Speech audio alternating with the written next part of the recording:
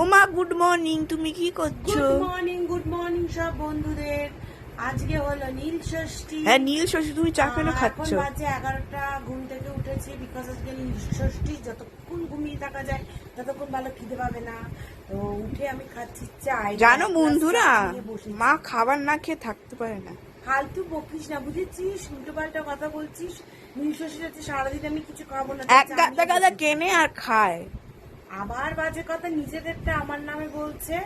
হ্যাঁ, আমি খাই এত কিছু কাজও করে না ঘরে। আমরা সবাই কাজ করি।